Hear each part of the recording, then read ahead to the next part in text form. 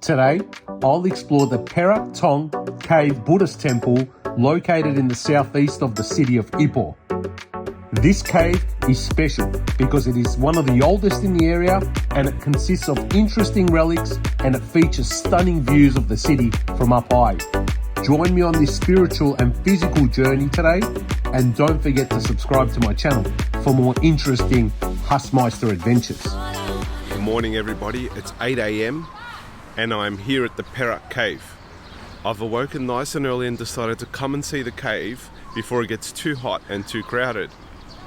So this cave and temple was founded by two Chinese priests in the 1920s, and there's a really big limestone hill behind me. You can't see it because of the trees, but you will see it as I head up. And it has over 450 steps to the top, and apparently there's over a 40-meter high golden Buddha that sits in the temple at the top, and it's got amazing views. There's pagodas, there's bells, and there's a whole heap of relics, Buddhist relics I should say, and it's Ipoh's and one of Malaysia's most popular temples. So interesting. I'm in Ipoh, I must see this. It's one of the most visited places. Let's go up those steps, let's check this place out because it's meant to be really good and I've heard a lot of great things about it. I'm really excited.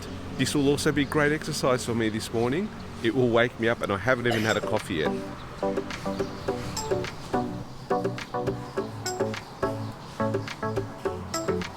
As you enter the cave temple, the 50 years of effort that has been exerted to develop it unfolds before your eyes.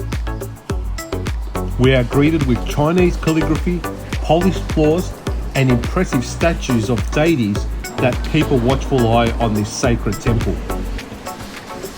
The awakening smell of burning incense mixed with the earthy smells of the cave are also strong enough to stimulate the senses.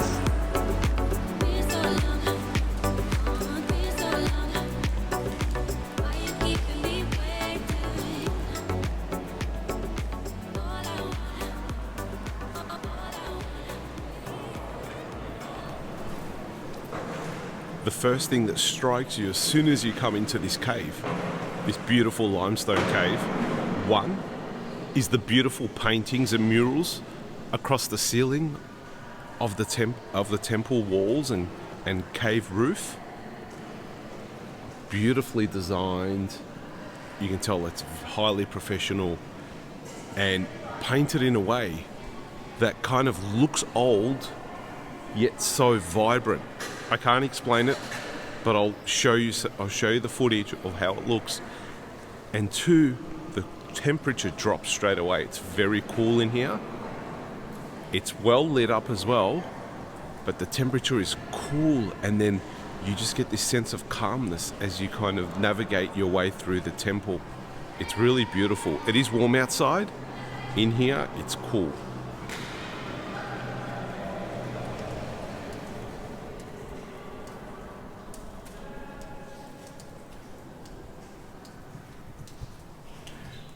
We're going up the steps now.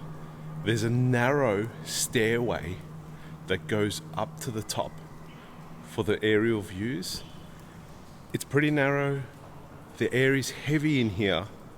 So just bear in mind that you need to have some good physical health before you start climbing these steps. And there's a number of signs around here that advises you about that. There's no one here, so it's easier in the morning to climb. I can imagine it could be really busy in here at certain times of the day. So if you're going to come to the cave, it might be better to come in the morning. That way there's less people and then you can climb the steps up more easily.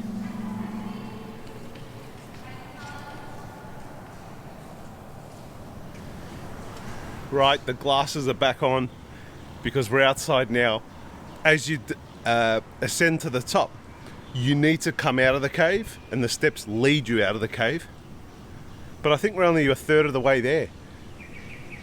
We're going up all the way to the top. I saw a little sign before that said 1/3. So I'm guessing there's kind of 2 more levels to obtain our enlightenment. But the view starts to unfold before your eyes and you can start seeing Ipoh from up high, and it's really worth the climb.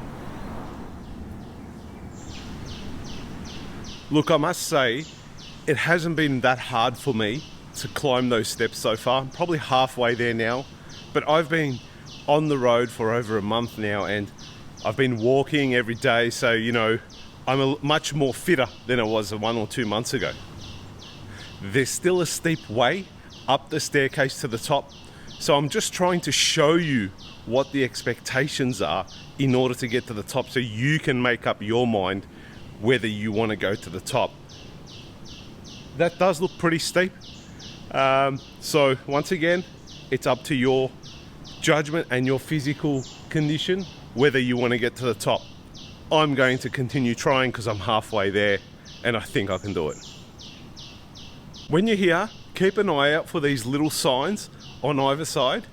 So apparently if you go that way, you go halfway up the mountain. But if you want to get to the top, you got to go this way. So keep an eye out for those red signs that exist on the walls or on the cave itself. Apparently this is the way to the top, so the staircase is a bit more formal, which is easier. It's like going through a car park staircase, very similar. The other way, halfway up the mountain, the staircase is a little bit older and not as formalized such as this one.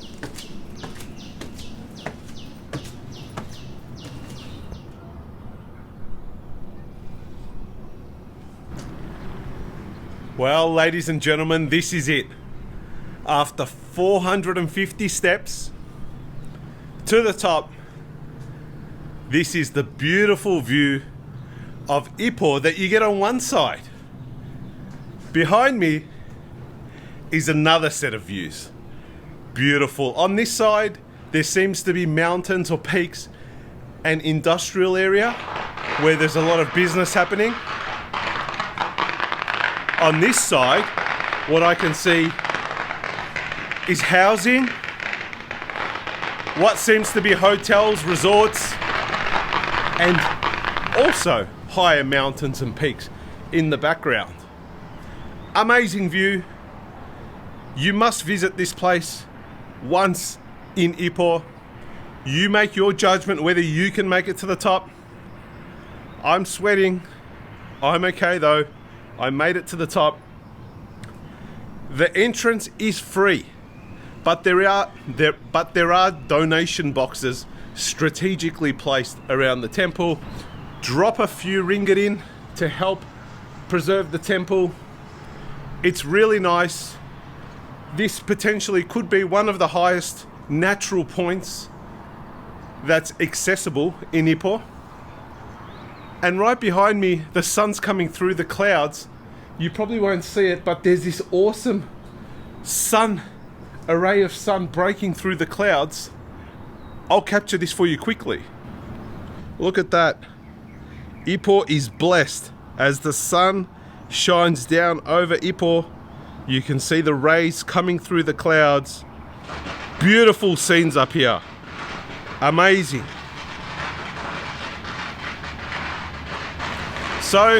So you may ask now, what happens now? You're at the top. Okay, I'm at the top. I'll sit here for a bit, enjoy the views. I'll make my way down into the entrance or the ground level of the temple. I'll take some more photos and video as a memento for myself. And then I'll head into the old town, or maybe the new town today, or the new city, to have some coffee, because I haven't eaten or drinking anything yet. And I thought the best way to see this amazing temple today was to be on an empty stomach and get some good exercise to start the day. I love Malaysia. I love Ipoh. This place is amazing. Come to Ipoh.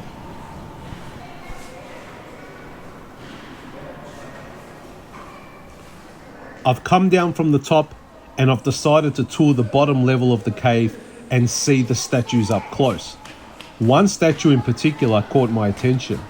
This statue has many arms and is rumored to be Guan Yin, the goddess of mercy, known to be all-seeing, hearing, and called upon in times of uncertainty and fear.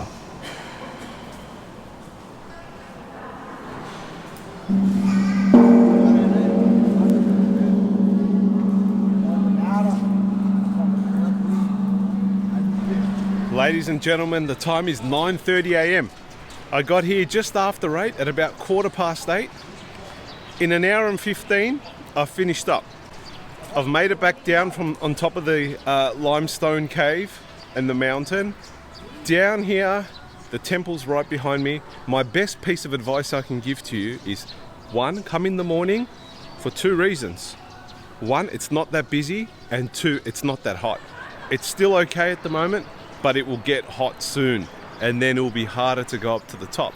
Also, there was no cars in the car park when I came here. The tourists are rolling in now. I went to the top and back down and spent a lot of time filming in here in about an hour. I think that's plenty. Anything beyond that, you'll just kind of be circling around again. An hour and a little bit is probably plenty here if you choose to go to the top. If you don't go to the top, half an hour around the bottom is probably fine. All right, our adventures continue, guys.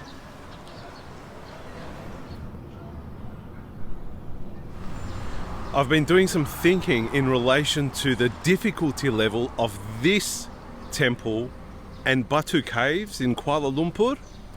Batu Caves, out of 10,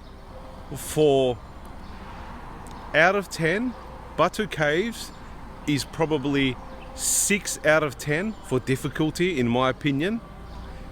This particular temple is probably 8 out of 10 for difficulty. I hope that gives you a little bit of an understanding of what's involved to get to the top. If you stay at the bottom, difficulty level is 0. If you get to the top, I'd say it's about an 8 out of 10. Batu Caves, if you climb to the top, the difficulty level, in my opinion, is about 6.5 out of 10. So I hope that helps you a little bit more in understanding how and if you are able to climb to the top of this temple. Ladies and gentlemen, that's it today from the Perak Cave Buddhist Temple. I want to thank you all for coming on this journey with me. Don't forget to subscribe, like, and share my video. A big adios from the Hassmeister. Stay tuned for more exciting adventures coming your way.